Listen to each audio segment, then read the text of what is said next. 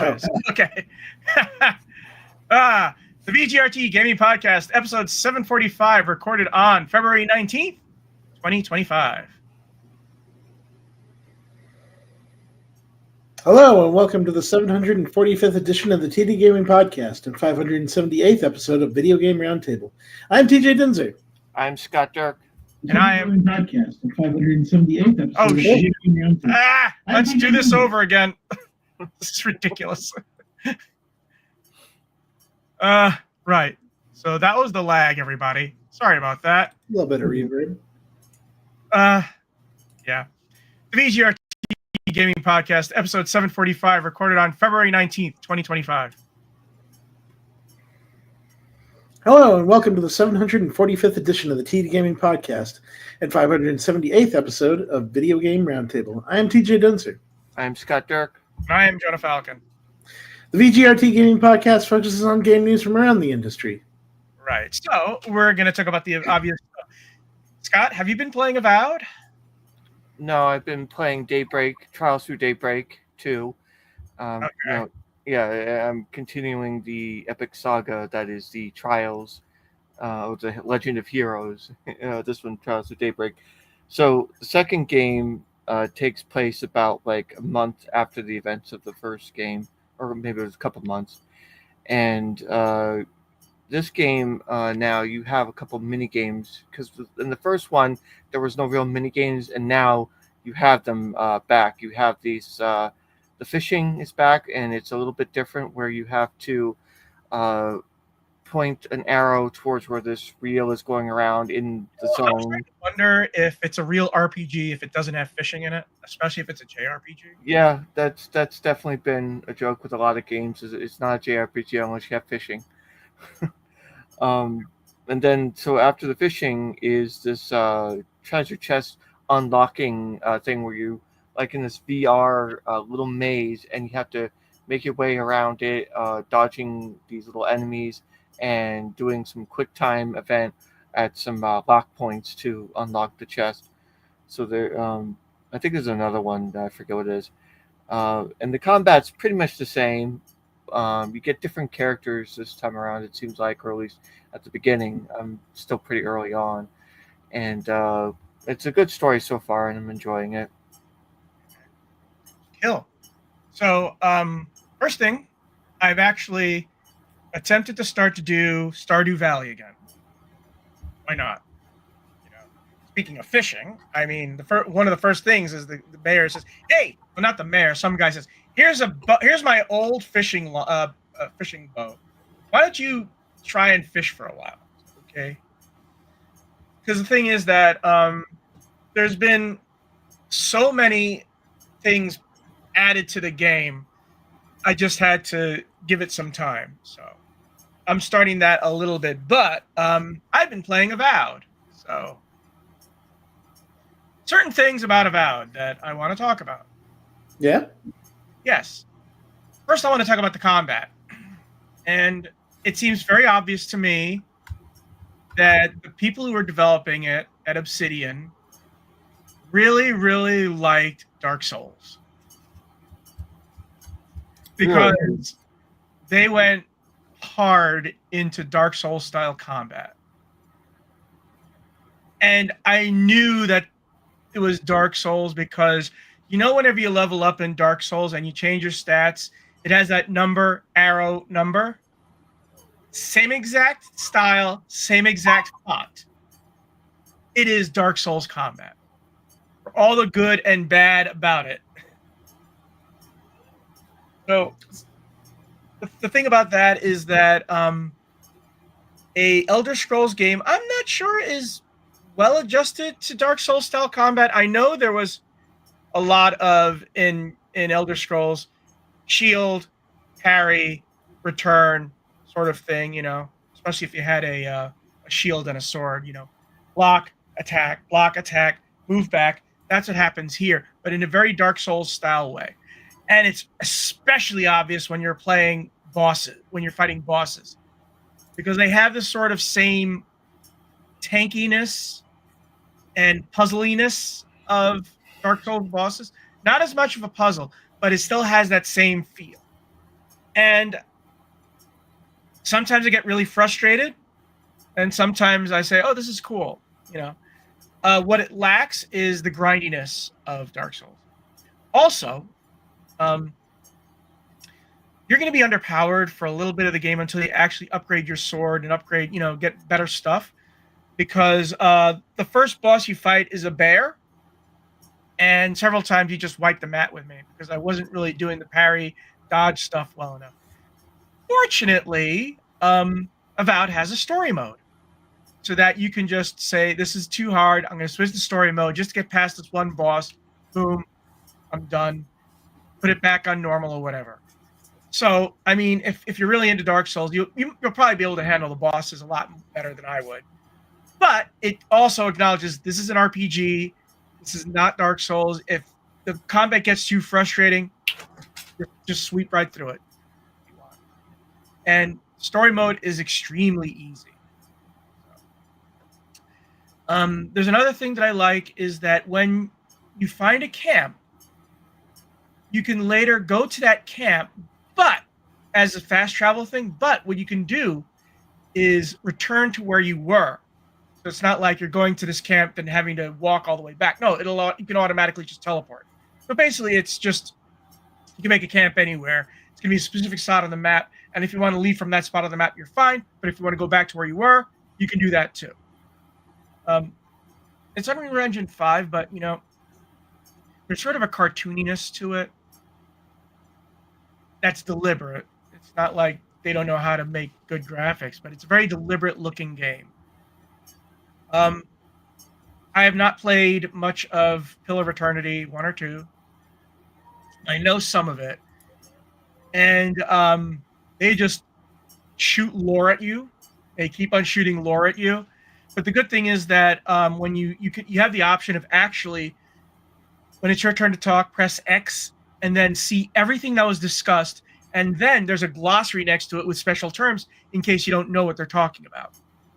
So there's a mini glossary within the game. It starts off slow like every Elder Scrolls game, but then it's actually, I started getting engaged in the story because the characters are really well written. You can ask me now anything you want.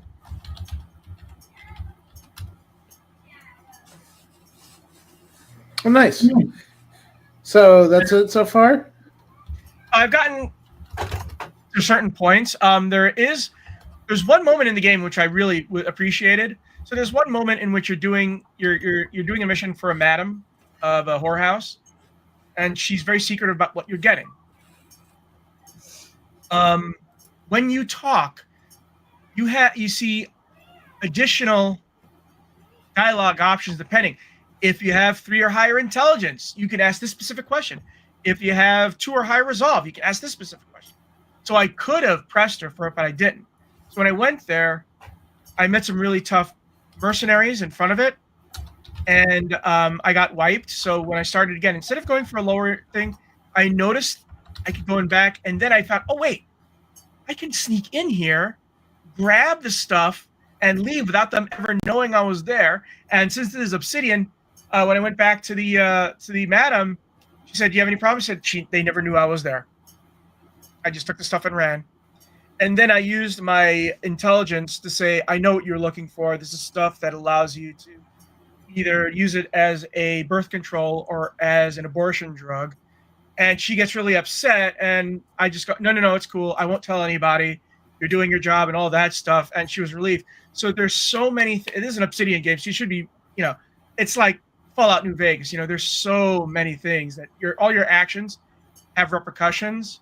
Like early in the game, there was this smuggler that I helped her escape, so that later in the game, when I had to deal with smugglers, she was there, and she was there to say, no, he's cool. So,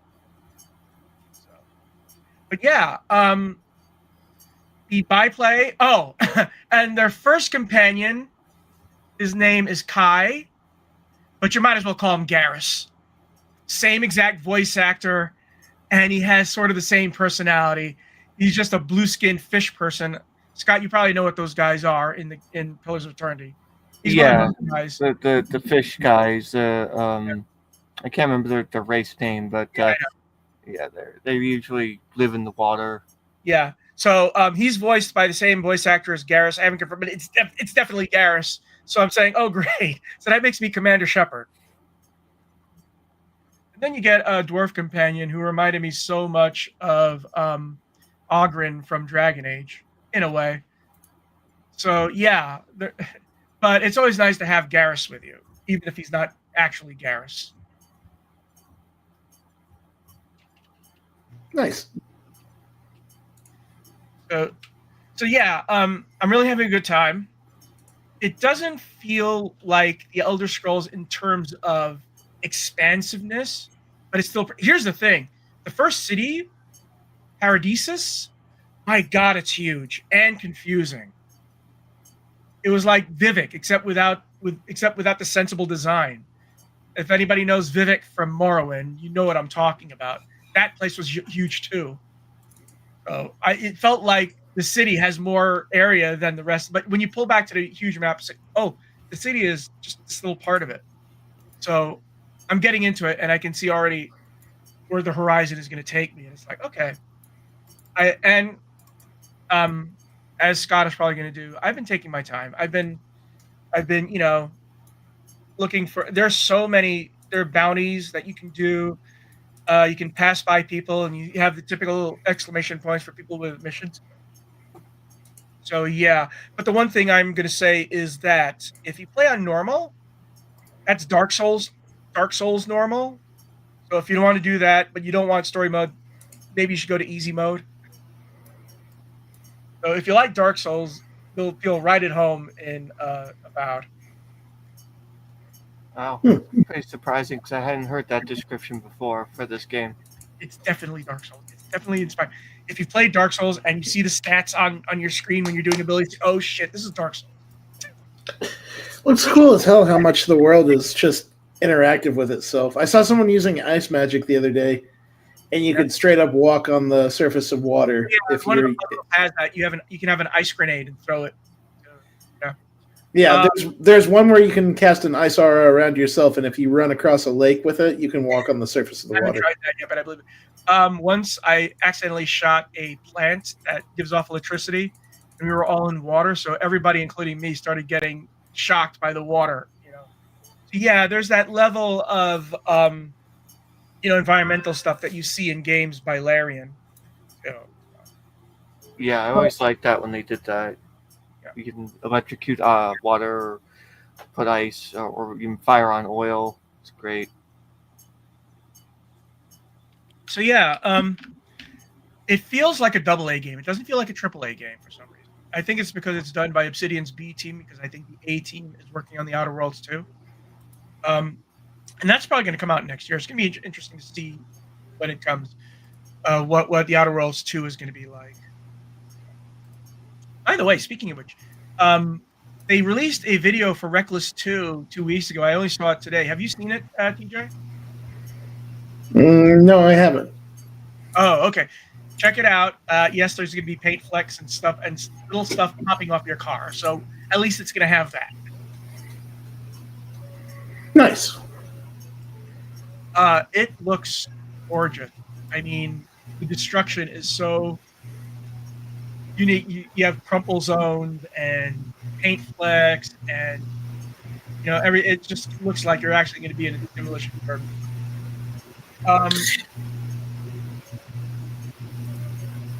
You want to say something? I was going to say, yeah, like that is probably one of my most anticipated games this year. Even if it just stays in early access all year long, I'm so excited for more Wreckfest. Oh.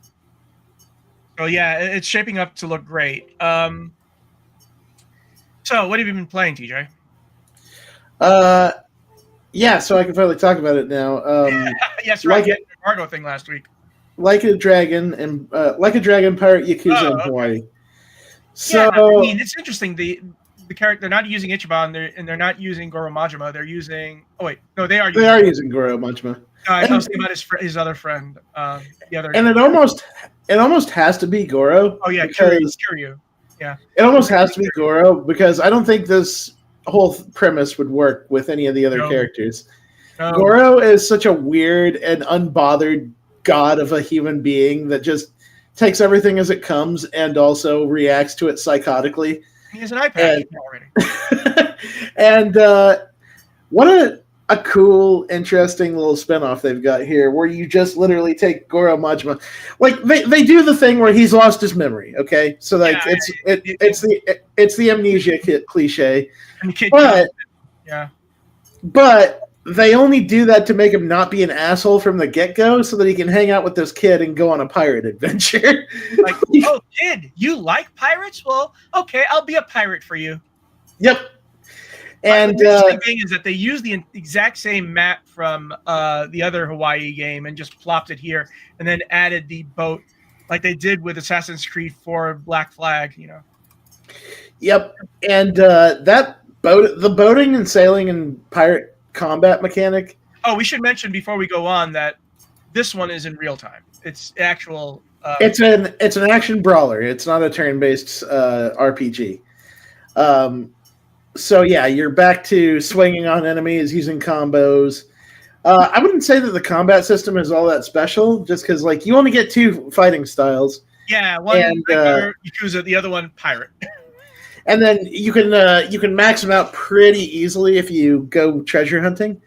But like a lot of people have said that late game, you're just an unstoppable force, and even the final boss is easy by the time you get there, because you're just like, okay, oh, you're bothering me. Bling! Yeah, you power up like crazy in this game, and the pirate stuff is pretty fun. Like, you go sailing, you gather crewmates to man different parts of your ship. You get different weapons to change up your combat style, and then when you defeat enemy ships, oftentimes you'll take your crew over to their ship. I was about to say when do like a 30 versus 30 death battle.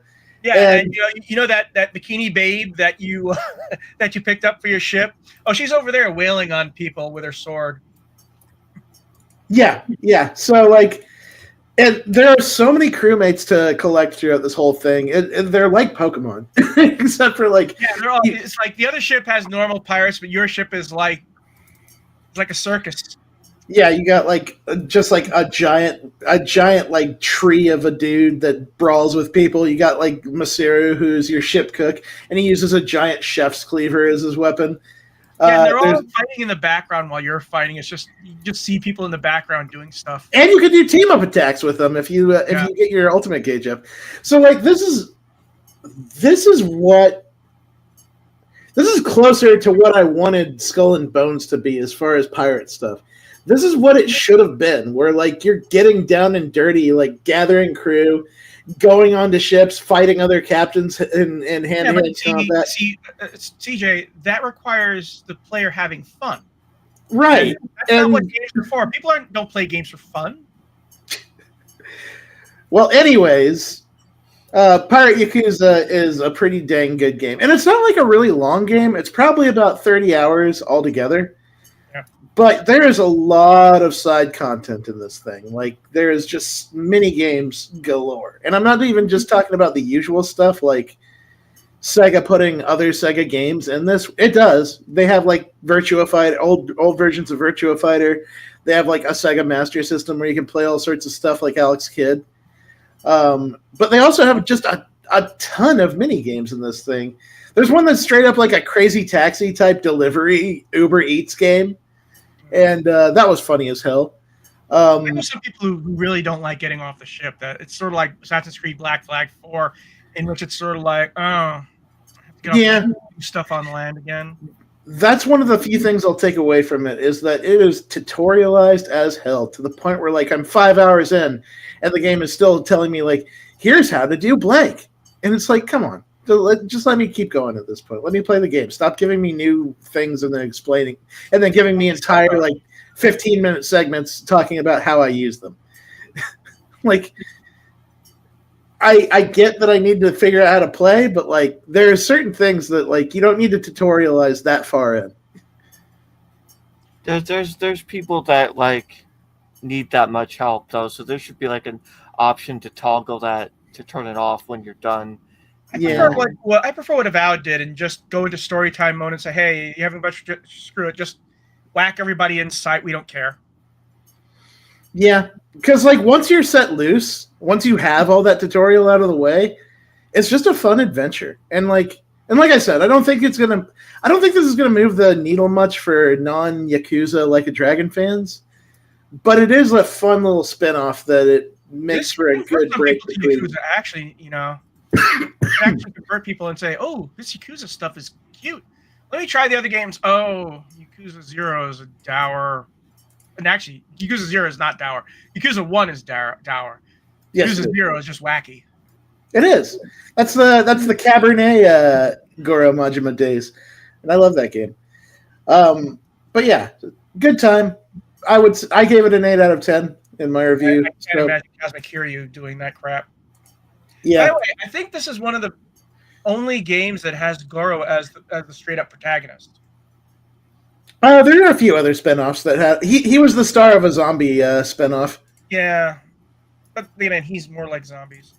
So. Can you beat anybody in the head with a bicycle or a park bench? Yes, of course you can. Then it's Yakuza game. Anyways, we're going to move on to quick news. Diablo speedrun sleuths proved its 15-year-old world record was fake after reverse engineering the game and failing to replicate the run in 2.2 billion possible randomized dungeons. I don't give a shit about video game cheaters, but it's amusing to me. The speedrunners take this stuff so incredibly seriously, and if somebody finds out that you flubbed one to fake your results on the board, it's a death sentence for your online reputation. How tiny a penis do you have to want to cheat at a video game? You need that recognition of being a speedrun champion. I don't know. Let's ask Elon Musk. No, he doesn't know how to play video games at all. That's right. He pays other people to get him to the top. Yeah. But I actually downloaded and installed the first Diablo, and it's sort of like, oh, right. There's only one dungeon that you just keep going deeper and deeper and deeper, and I forgot about that. But I did enjoy playing it because I love the incidental music, that lone acoustic guitar. Yeah. The other thing about speedrunners is that when they sense that something is a foul, they will go to ridiculous lengths. I made the mistake of looking at a video about cheaters, and now my YouTube thing is full of cheating. Like, this guy was cheating at Civ 6 because what you can do is that you can have a seed, put in the seed, see where all the huts are, then play with other people and know immediately where those seeds are because you know the seed number that you're playing at. And they had to, well, he's going straight to the hut. You shouldn't know it's there, that sort of thing. Yeah. It's like, but when you flood those results and then take it and put it up there as the record that everybody else has to adhere to, especially when there's something amiss. I've seen I used to work at Twin Galaxies at one point, and I have seen just how crazy deep into the details some people can get when it comes to picking this stuff apart and figuring exactly what happened. And that sounds like what happened here, reverse engineering an entire game to figure out why a world record is fake. That is some dedicated and very well, here's the thing. That's some intense shit. To have something be a speedrun world record for 15 years is unheard of, because from what I've seen, it's like the speedruns keep on getting broken every other year or even shorter because someone finds a new exploit, like the infamous thing in which Mario, if you jump a certain way, will teleport through a block. So you skip, you shave off half a second, which is 2 miles from something, that sort of thing. I can't imagine running something like Mario. I mean, and they have very, very specific categories to make sure that things are separated from each other. You don't put a regular vanilla speedrun in the same category as a glitch speedrun where you would use something like breaking a wall to go to the end of the level. There was another one that was discovered to be a cheater because there's one game, I forgot which one, maybe Diablo, I'm not sure, but in which you can submit segments of your thing. But when they looked at it, the version of the game kept changing, so it was impossible for it to be the same version of the. Oh yeah, it was the original Diablo as well. And I don't think it was this one; it was a different one. But they found that the version of Diablo that the guy was using kept on changing, and that's how they knew it was fake. Yeah, and like I said, that's just how far people will go to like figure this stuff out, because legitimacy is a huge thing in the speedrun community.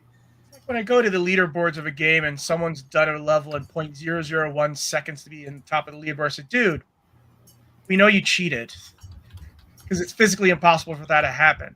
Why do you need to do that? No one's going to care. It's hard to say why anyone would do that stuff, especially when people try so hard to keep that stuff clean. But if there's a means to cheat, then somebody will probably cheat. It's just too much. Anyways, moving on.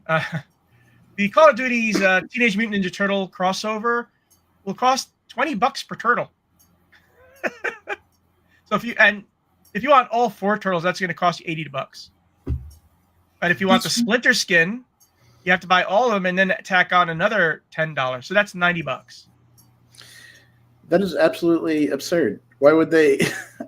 I mean, so this is just a skin of the turtle. You're not getting like a story. Yeah. So you don't get any real advantage.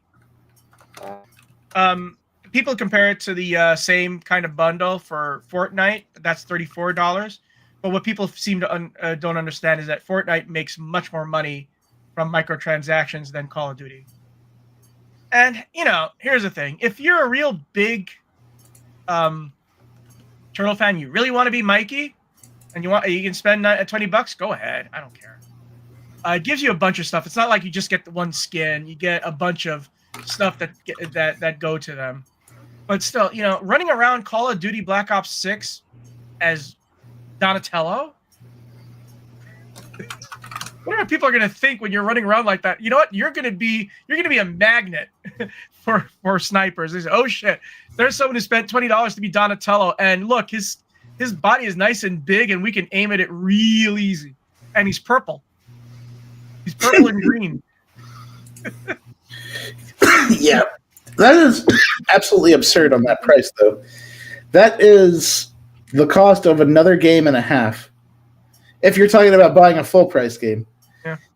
Like, there's not a single Teenage Mutant, there's not a single thing, a single crossover in any game that I think I would pay the price of a full game for.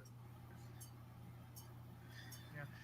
The other problem is, why would the turtles ever use guns? Yeah, that's the real even part. Sticking the figure into the trigger. That's the weird part to see that it wouldn't fit right. It would just look so weird. Here's the thing: if you really want the turtles, wait, because there's going to be some sale 6 months from now. Get all 4 turtles for $10.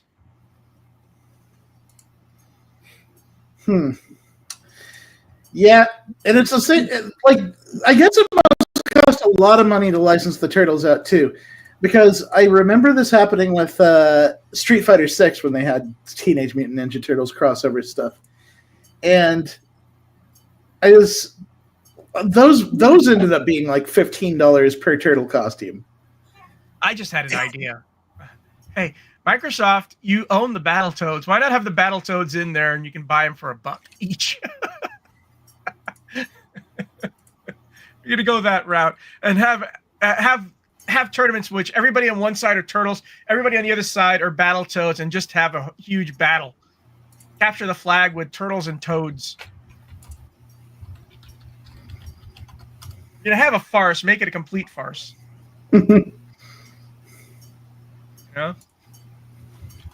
So, in better news, Valve released the Team Fortress 2 source code. For those who don't know, that means that people can rip it apart and just make really intense mods. You can have mods in any game, but if you release the source code, that allows them to make even deeper mods that that are more with the game. It's sort of like you could do a lot more if you have the source code. And Team Fortress 2 has been out for 22 years. You might as well. You might as well just give it all free. You can play for free. Hey, here's the source code. Go nuts. Start your own server in which all the characters are now female versions of themselves with watermelon-sized breasts. If you want to do that, go ahead. On your own server, by the way, not an official server. All Titty Fortress 2. Yeah. But that is cool. Like, I know that, like, we've had so many hero shooters since Team Fortress 2 came out, and a lot of people still feel like Team Fortress 2 is better than most of what is coming. Elemental. It's less complicated. I mean, here's the thing. I always like playing the Scout because I like running around and beating people over the head with an aluminum baseball bat. Mm-hmm. The Spy is one of my favorites. Just like not only in the game, but like in all the little videos that they've done since. Those things are hilarious and fun. Well, when I'm not the Scout, sometimes I like to be the Pyro, and then roast those idiotic spies who think they can fool me. Oh, you're the Heavy? What the fuck are you doing in here? Let me just get out. It's even amusing when they come in dressed as a pyro, say, "Oh, let's test our things together." Oh, mine works. It's kind of sad that we're probably not going to see Team Fortress 3 for a pretty long time since they're kind of focused up on Deadlock right now. Well, here's the thing. Team Fortress 2 still makes money. Oh, why would they need to bother?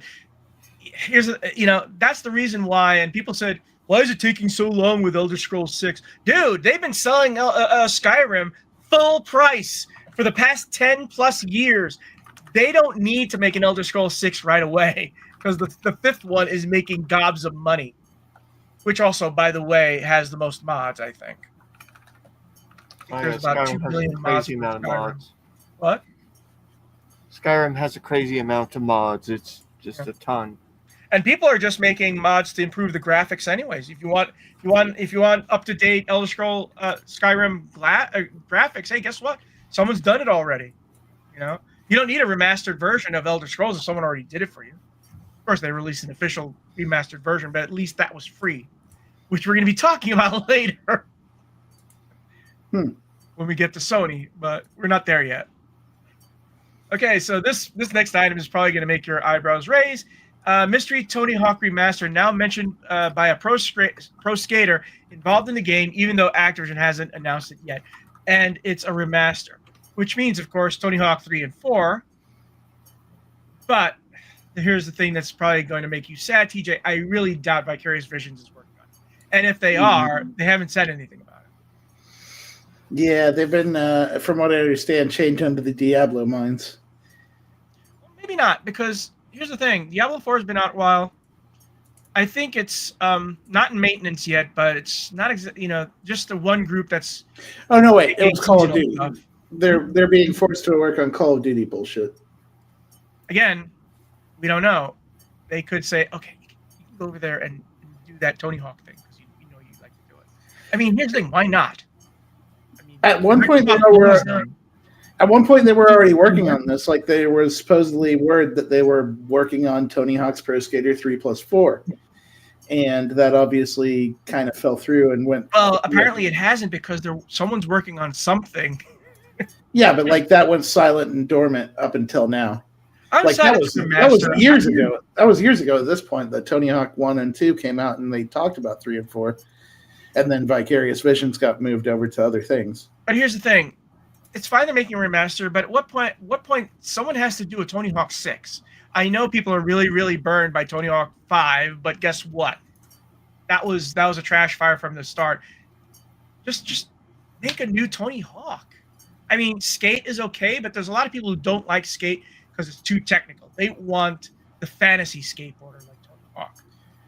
I mean, Tony Hawk 1+2 was pretty close to a new game because it did have the old levels, but it also had a lot of new skaters there, like from today's scene. Yeah, but big game, big Tony Hawk 6. And oh, by the way, don't make it an open world game. Yeah, We've had yeah. enough of those. We don't need them.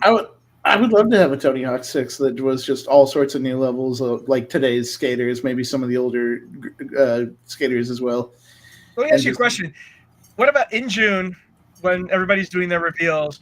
The Activision Blizzard reveal is that yes, it's Tony Hawk 3 and 4, and yes, Vicarious Visions did work on it. I would love to see the expression on your face. I mean, if Vicarious Visions is back on a Tony Hawk game, I'll be happy. But it's hard to say what's happening until we get an actual reveal. I would love for this all to be true. Yeah, so we're going to move on to main news, and yeah, TJ, you can talk about the first item in the most depressed voice you can possibly do. Netflix culls staff at Oxenfree developer Night School Studio from Eurogamer. Good job. Maybe you weren't trying to be depressed about it. It sucks. Like, streaming giant Netflix has laid off staff at Oxenfree developer Night School Studio. According to game developer, an unspecified number of workers were told their services were no longer required last month, which came as a shock to the indie game company. Netflix declined to comment on the report. Best known for its Oxenfree games, Night School Studio was bought by Netflix in 2021 as part of the streaming giant's ongoing plans to expand into interactive entertainment. Night School Studio's first game, Oxenfree, was acclaimed upon its initial launch in 2016. The studio's 2019 follow-up, After Party, did not seem to hit the same level of recognition.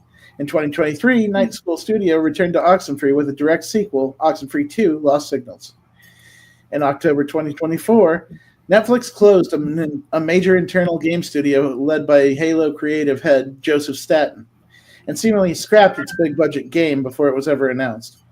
Earlier this month, Netflix celebrated its biggest quarterly subscriber increase in history by increasing prices yet again. Yeah, this is a shit sandwich.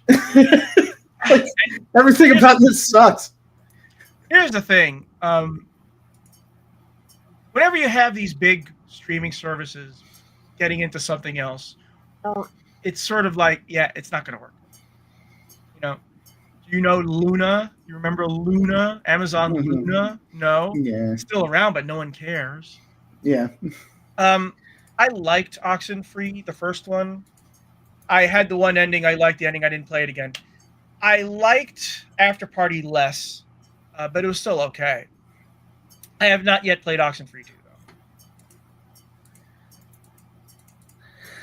Yeah, I haven't had a chance to fiddle with Oxenfree 2 either, but like, this was the first studio that Netflix bought when it started this gaming initiative, and Netflix games has not been a bad thing. Like, we got Hades on there, like straight up, you can just play Hades on your phone if you have a Netflix Who's the one who revived The Walking Dead? After you're talking about after Telltale, right? Yeah, well, someone revived Telltale. I can't remember what the name of the new group that they're running under is. I know what you're talking about, but I can't remember the name they're running under right now. But yeah, like this was like the first of all of Netflix's acquisitions, and it sounds like the Netflix games thing, it hasn't had the traction that they want it to, and so they're starting to shut down certain things of it. We saw. Telltale was in a partnership with Netflix. They were the ones who did Minecraft Story Mode, and then they did the Stranger Things game. Then they started working with Night School Studio to make a first-person narrative-driven game, but then they had difficulty cooperating with Telltale, and then Telltale was closed again. Yeah, I remember that shit show.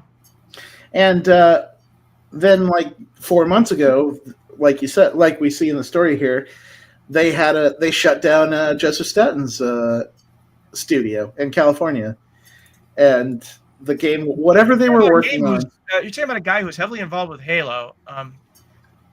Not as much as people think, but in the first trilogy, you always see his name there. By the way, Telltale is now with LCG Entertainment. Interesting. But here's the thing: they also announced The Wolf Among Us 2 in 2019, but I haven't heard hide nor hair of it. I hope this doesn't end up with a whole bunch of studios having the rug pulled out from under them. Ooh, that's going to be a theme here. Oh, yeah. Because I'm sick of seeing that story. I'm sick of seeing big groups grab a whole bunch of studios and then not know what the fuck to do with them. And then they end up closing down those studios and laying people off. Here's the thing. We're seeing the effects of the bubble that was created by the pandemic. Because remember, a lot of things were inflated by the pandemic because people weren't going out. What were they doing? They were playing video games. And now you see this major readjustment back to normal. People are no longer overpaying because, hey, Netflix got some studios in 2021.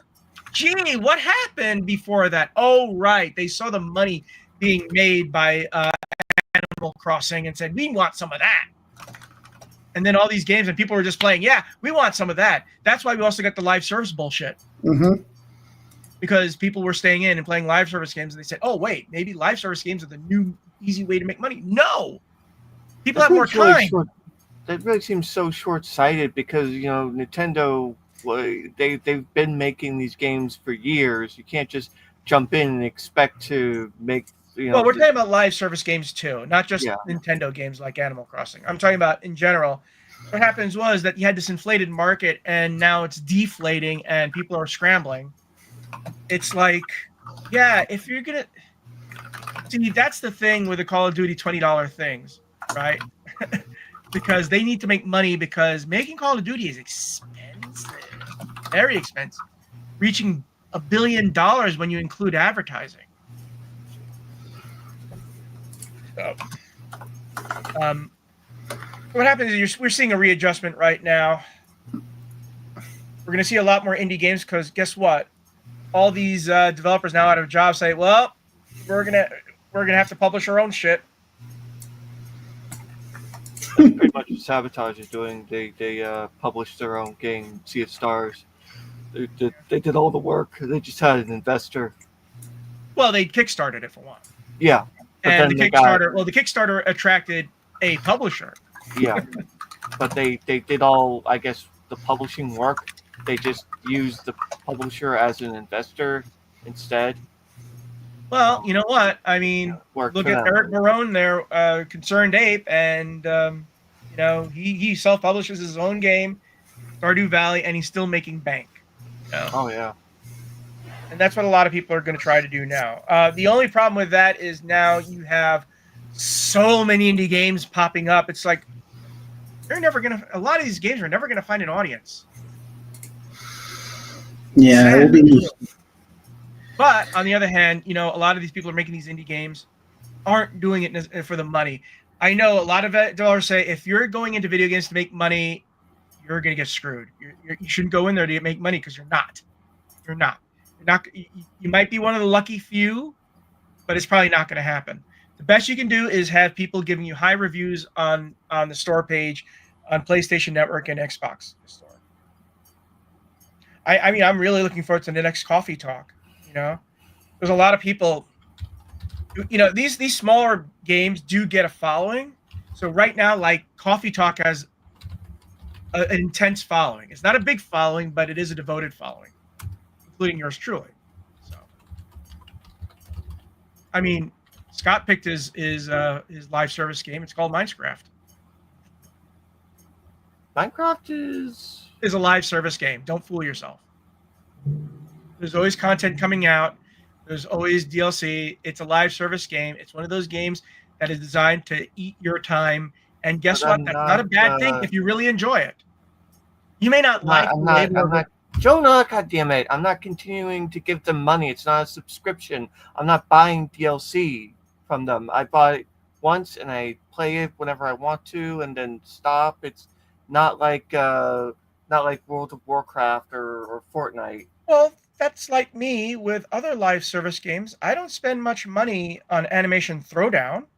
They're not getting money from me, but it's still a live service game. Remember, live service game only needs a few whales. You're not one of the whales. No, what you are is a population which attracts the whales. Because guess what? These whales aren't going to go in an ocean unless they see a lot of fish. I just compared Scott to a fish. But yeah, I mean, you don't have to pay for anything for it. It's still a live service game, and Microsoft still treats it like a live service game. I could go into Fallout 76 and never spend a dime, and it's still a live service game. But here's the thing: live service game is not a negative. It's a neutral name. It is not inherently bad, but it's still a descriptor. You can give it negative connotations if you like.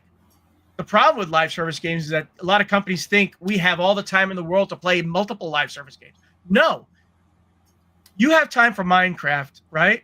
You don't really have time for anything else. I mean, except for single-player games. I just mean for another game that requires that much of your time, right? Yeah, I mean, I don't want to... That's why I stopped playing Civilization, because it requires so much of my time. And that's the problem with Civilization 7, is that they're trying to turn it into a live service game. Same pricing model as NBA 2K, if you notice. They even have a banner, an advertising banner, if you're not logged into 2K. And I'm willing to bet you that banner isn't just going to be restricted to 2K in the future. I mean, they've made it so that you can buy different skins of leaders as DLC. Skins, not actual leaders. So I feel bad for Brian Reynolds because he was told by 2K, we want you to monetize this more. But here's the thing about Civilization. Players really don't play Civilization for multiplayer. They don't. They just don't. I mean, they can, and they do, but that's not the reason why they buy Civilization. They don't buy Civilization to compete. They buy Civilization because they want a single-player game which they can sit for on hours and watch their civilization go from the Stone Age to the Space Age. It's going to be like SimCity 2015. They tried to monetize that as a live service game. Who talks about SimCity anymore? Anyways, this is depressing. So let's depress you even further. Netflix, I know that Marvel Rivals team hit by layoffs despite major launch success. And this comes from some Eurogamer. Free-to-play hero shooter Marvel Rivals has been a huge success for publisher NetEase, smashing through the 20 million player barrier just weeks into its launch, and is still attracting over 250,000 daily concurrent players on Steam. That hasn't been enough to stop NetEase from making layoffs across the U.S. development team that helped to land a hit. Marvel Rivals game director Thaddeus Sasser broke the news of job cuts at NetEase's Seattle-based studio in a post shared on LinkedIn. This is such a weird industry, he wrote. My stellar, talented team just helped deliver an incredibly successful new franchise in Marvel Rivals for NetEase games, and we're just laid off. Sasser didn't say how many people were lost their jobs, but we know that Jack Barrows and Gary McGee were laid off, as they related this in separate posts. In November, this isn't the only people who are suffering this. Like in November, BioWare veteran Mac Walters announced in pause in operations at his NetEase-backed Worlds Untold. Similarly, Jar Sparks, a first-party NetEase developer who founded by Halo Infinite head of design Jerry Hook in 2022, halted work on its currently unannounced debut title in January, laying off staff and began searching for a new publishing partner. This week also saw layoffs at Liquid Swords, and this is part of a layoff thing that's been going on for the past few years, which saw 25,000 employees lose their jobs since the start of 2023, from places like Unity, Hi-Res Studios, Sumo Digital, Ubisoft, Splash Damage, and Midnight Society. So it's a painful bubble bursting right now.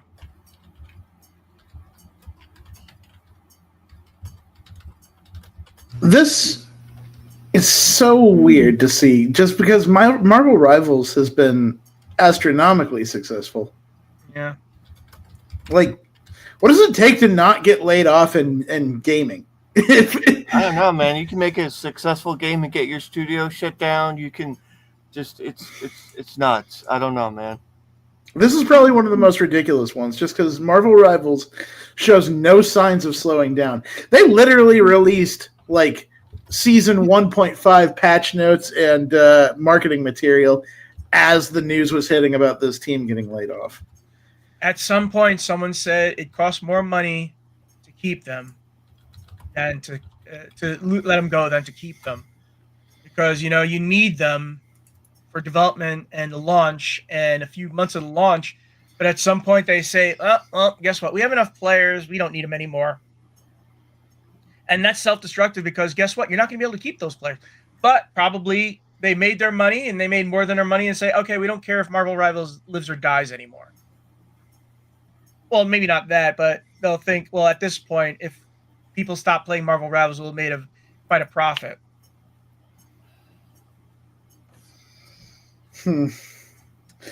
It's just ridiculous. Like, I can't believe that of all the games that I was expecting to read about layoffs on, Marvel Rivals was like the last one on my mind, given how ridiculously well it's gone for them this season. It's sort of, hey, look, they made their money. Now they don't need them anymore. And if the quality declines, they don't care. It's sad.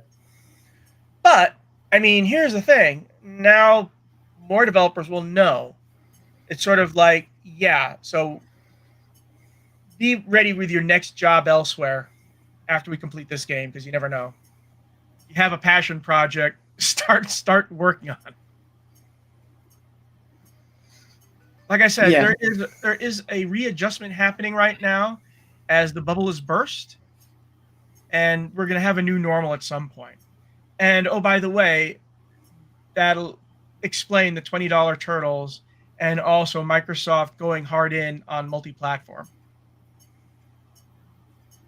And by the way, Sony's going to notice we're struggling right now with money. Oh, look at Microsoft. Wait, they're doing multi-platform. The same thing with PC. Sony, we're struggling. We need to make more money. Oh, look, Microsoft's releasing stuff on Steam. Let's release on PC too. At some point, Sony's going to give up and say, yeah, let's start releasing things multi-platform. I don't know when it's going to be, because they're a market leader, but Microsoft is more profitable than Sony. And Sony may think, well, our TVs aren't selling. Let's start doing multi-platform things. Speaking of Sony bullshit, go ahead, Scott. Okay. Days Gone Remastered, $10 PS5 upgrade, not available for game redemption via PS Plus. Days Gone Remastered was one of the standout announcements during Sony's recent State of Play showcase, but some PlayStation Plus subscribers aren't happy about the $10 upgrade. Sony has confirmed that the $10 upgrade to remastered version on PlayStation 5 is only available to those who own the PlayStation 4 disc or digital copy of Days Gone. Game redemptions via subscription service PS Plus, therefore, are not eligible for the $10 upgrade to the remaster. This means that who owns Days Gone via PS Plus will have to pay the full $50 to play this new PS5 version of the game. I would have paid $10 for the upgrade just to try it out, despite the fact that remaster for this game is not necessary, wrote @Severe4623 on Reddit in a lengthy thread full of complaints about the issue. CD Projekt Red gives us free Witcher 3 PS5 upgrades so many years after the release, and Sony charges $50 if you have PS Plus version, added Mosquito. I think Sony is being financially moronic here. No one's going to spend $50 for a game they already own. No one. They don't care if it's remastered. It still works on our PlayStation 5. And I'm pretty sure there's some digital upscaling from the PS4 version. I'm pretty sure there is. Who the fuck is going to pay $50 for a second copy of the game that has some graphic improvements? You know what Microsoft does? Hey, whatever. You want to make it a premium? Go ahead. We're not going to charge you again because you have it on Game Pass. Yeah.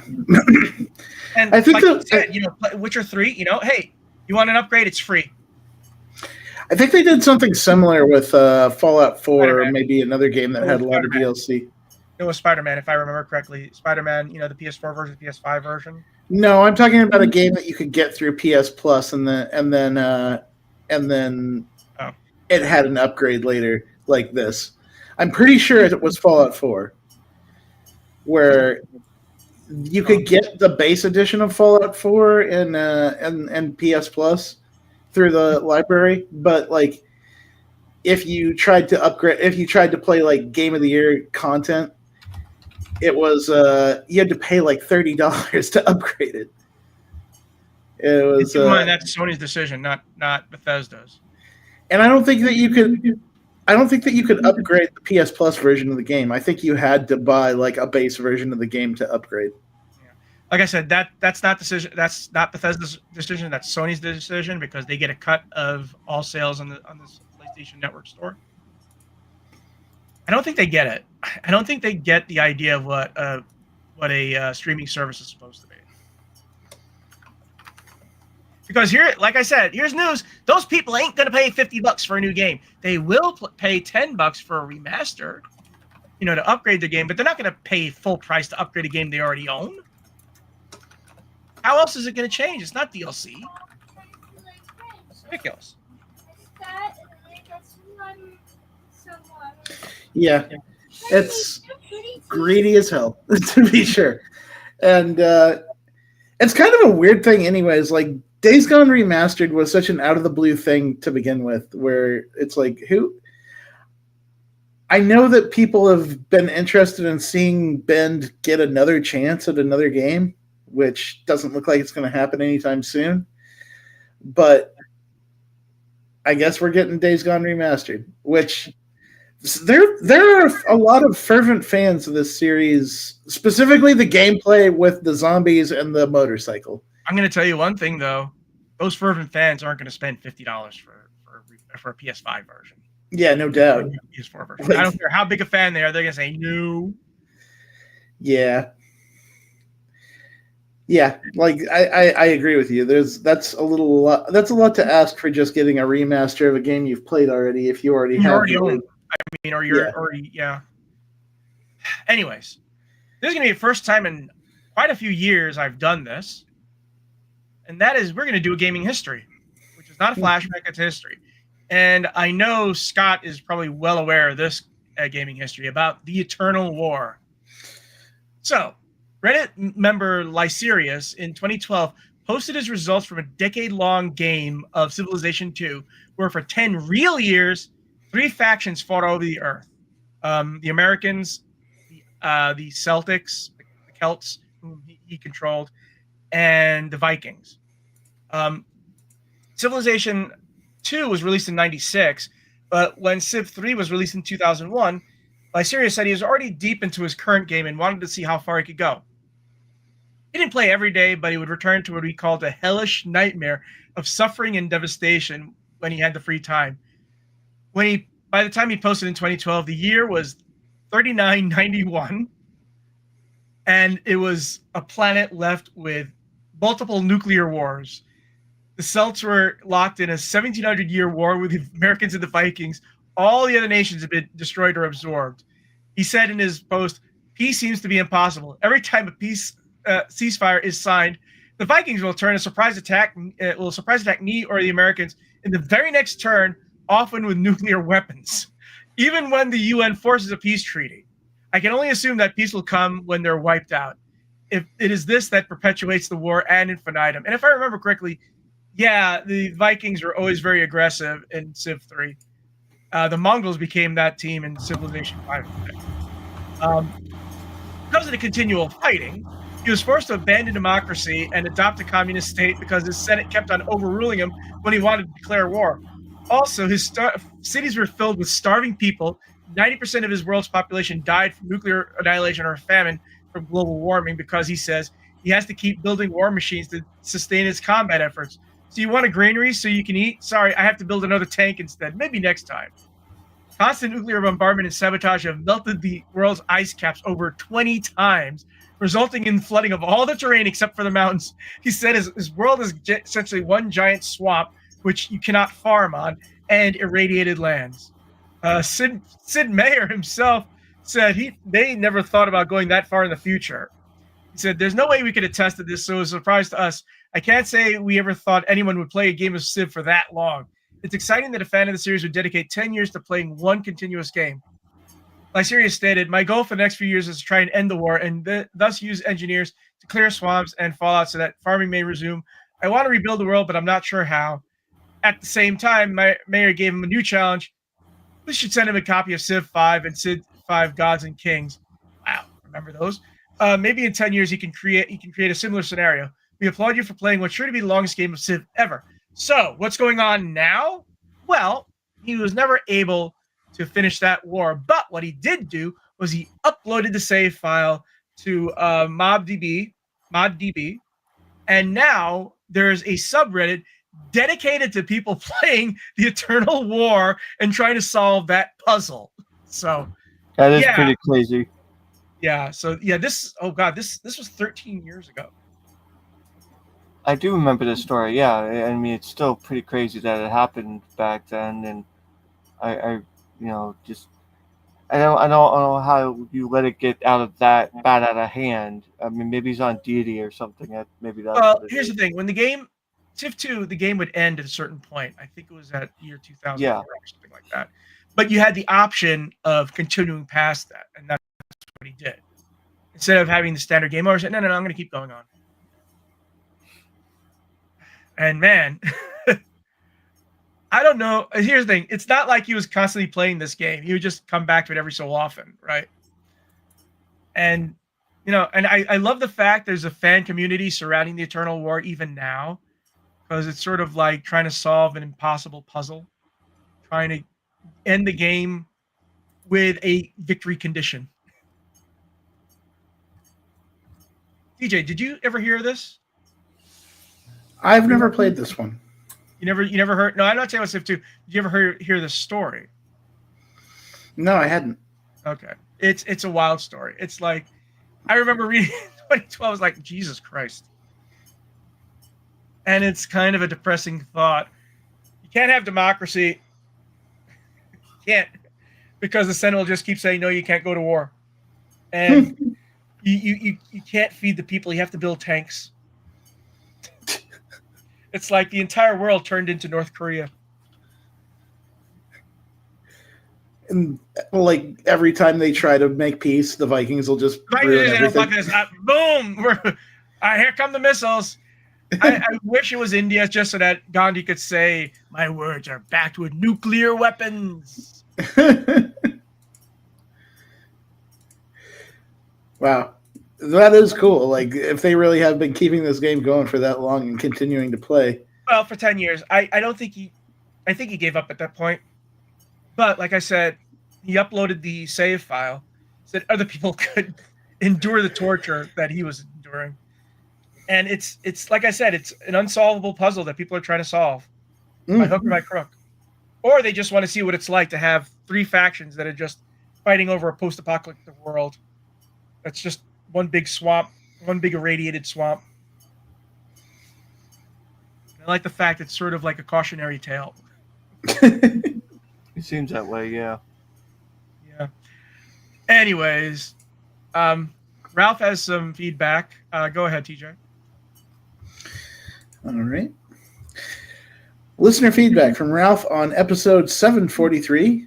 Hi, guys. Sorry for the late reply. I simply forgot to comment. Thanks for the episode. Even if I did not play any of these games, I was never much interested in Civ or similar games. I played the hell out of Path of Exile 2. It's an awesome game if you like these kind of games. Yep, everybody has been talking about like how ridiculously good Path of Exile 2 is. How ridiculously stupid Elon Musk is. I think it's good to see that like Path of Exile 2 has kind of come out of the gate with very little problems. Because if you remember, Diablo 4 fell on its face and tripped down this and like tumbled down some stairs before it found its footing. Yeah. At some point it's going to go on Game Pass because they're definitely going to need the player base. It really does feel like it's up to the indies to save the gaming industry sometimes. Well, see, the thing like is that City you couldn't live with just indie games, though. Trust me.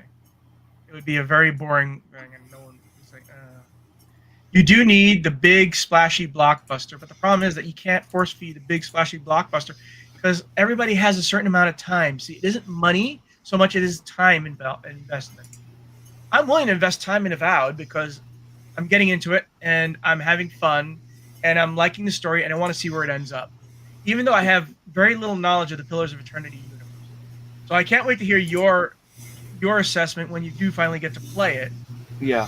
Scott, because I want to see someone who's spent a lot of time in the Pillars of Eternity universe, their perspective on everything. I will say this: the writing is really, really good, and you have the Pillars of Eternity version of Garrison. Well, that's good at least. Hmm. You didn't play Pillars of Eternity, did you, TJ? No, I haven't. Anyways, look for our show notes at gamingpodcast.net along with industry news and our gaming history articles. If you enjoy videos, leave comments on our blog at gamingpodcast.net. Also, hit us up at facebook.com/gamingpodcast.net. You can find me on Twitter, at Blue Sky at Jonah Falcon. You can find me at Johnny Chugs. You can find me at Shard the Sage. And you will see us next week. Happy gaming, everyone. Have fun, be cool, play games, y'all. And that's the end of the stream. Okay.